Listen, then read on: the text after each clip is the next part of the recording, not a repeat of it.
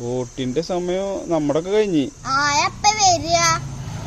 അത് വരാൻ പറ്റില്ല. അത് ഫുള്ളായിട്ട് കഴിഞ്ഞാലല്ലേ, വോട്ട് ഫുള്ളായിട്ട് കഴിഞ്ഞാലല്ലേ അറിയാൻ പറ്റുള്ളൂ. വോട്ടില്ല അത് പറയാൻ പറ്റില്ല. പറയുന്നുണ്ട് പല സ്ഥലത്തും അങ്ങനെ ഉണ്ട് ഇങ്ങനെ ഉണ്ട്, കറക്റ്റ് വോട്ടൊന്നുമില്ല എന്നൊക്കെ പറയുന്നുണ്ട്.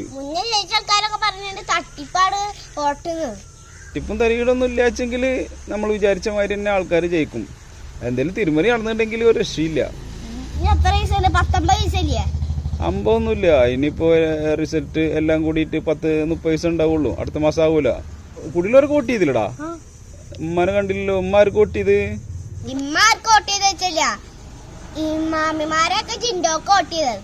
ജിന്റെ അത് ഏതിന്റെ സ്ഥാനാർത്ഥി?